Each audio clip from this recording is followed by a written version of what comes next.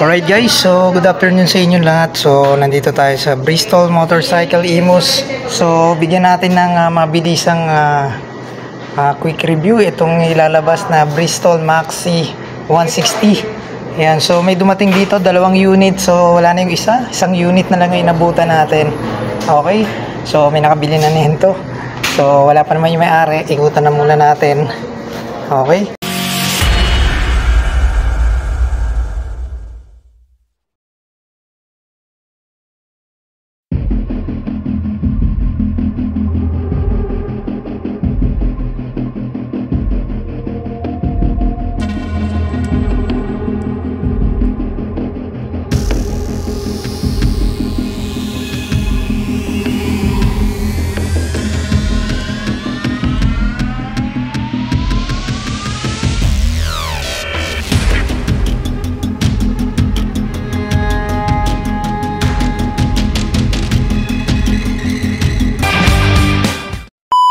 So meron tayo ritong emblem ng 160. Ayan, so dito naman nakabaso, no? Nakadalawang baso yung kanyang suspension.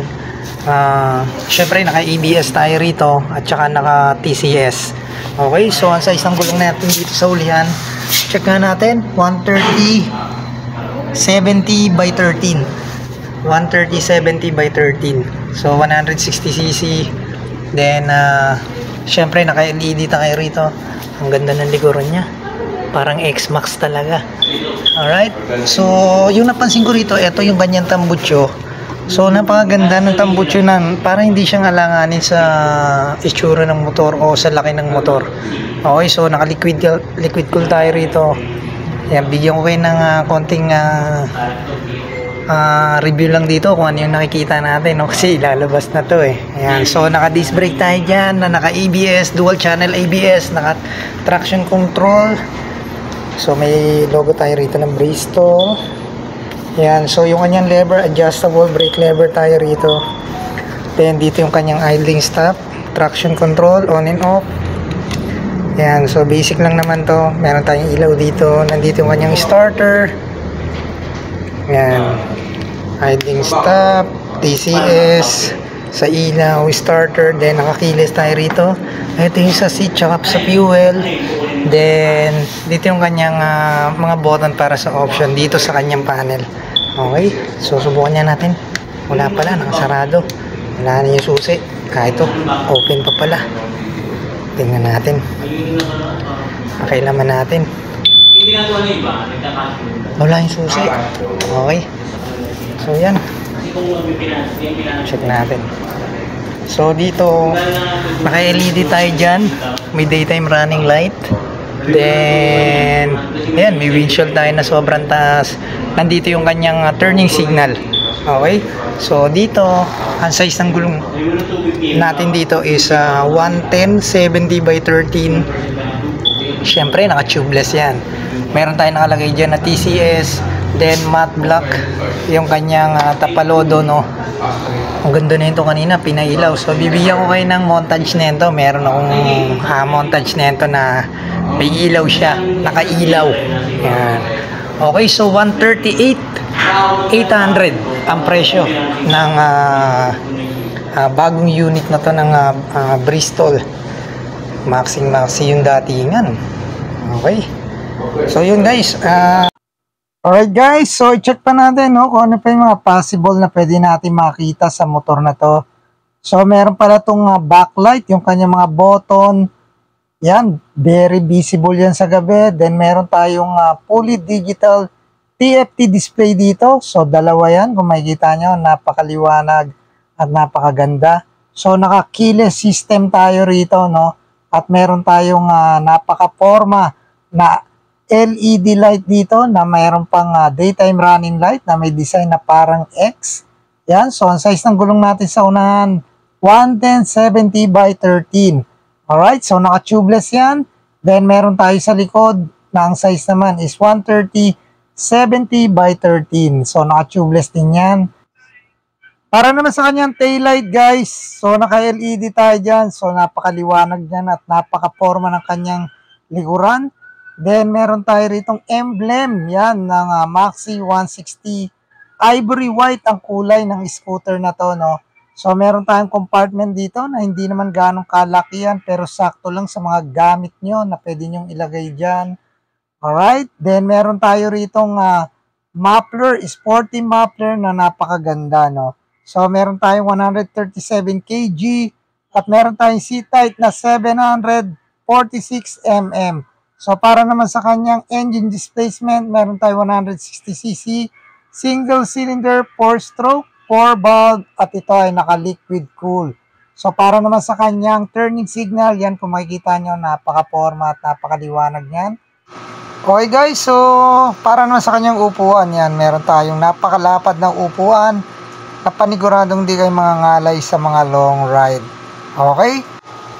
Para naman sa max power ng motor na to, no, meron tayong 11.8 kilowatts at 8,500 RPM.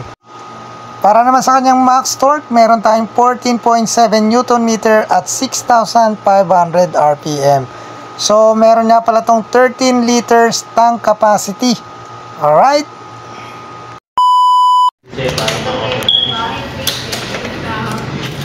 Kasi pagka halimbawa gagamitin mo siya sa bulsa mo to, nasa bag mo, para kahit di mo siya ilabas, sa pindot lang siya naka-activate na yung ating application.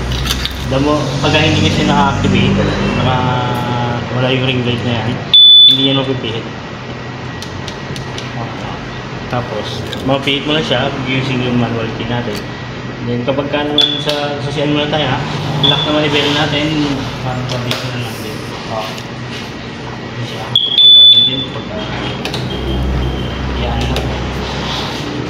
Ito naman sa gitna sa may seat, saka sa wheel. Tapos ito naman sa seat. Sir Russell. Hindi na sir yung... Sir, may natanong lang ako. Ano eh? Information na sigurado ako na. Yun, no? What is maiden name? Shoutout, to. Sa nakikipag-jammers, oh.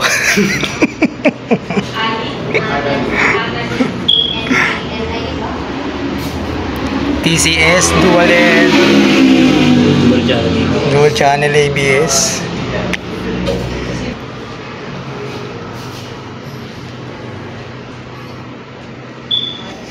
Maxi 160. Ang lupit.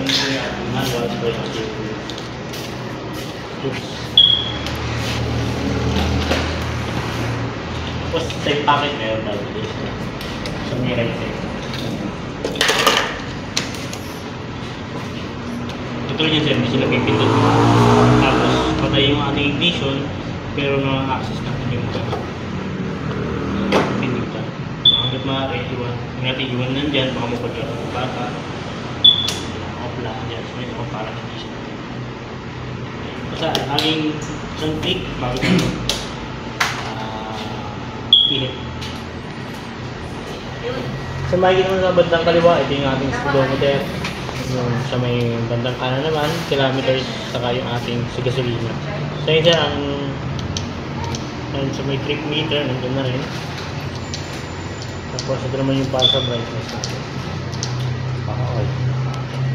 And then kapag nilang press mo ito, nakikita natin yung trip meter adjust, yung press lang yung dito. Parang 0.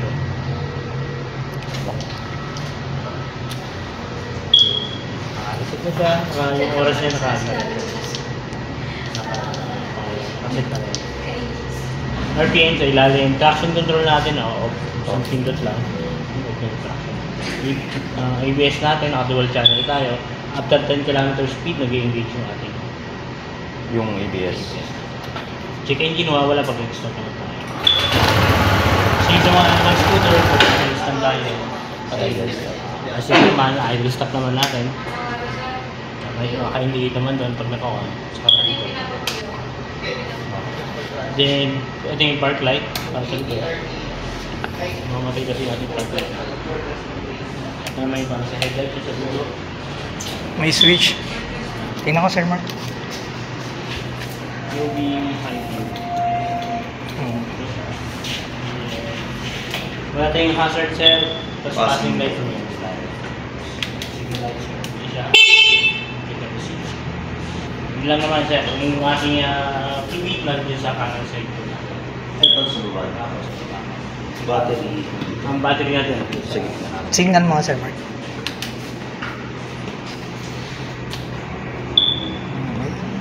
Okay, hindi ka na mabasa.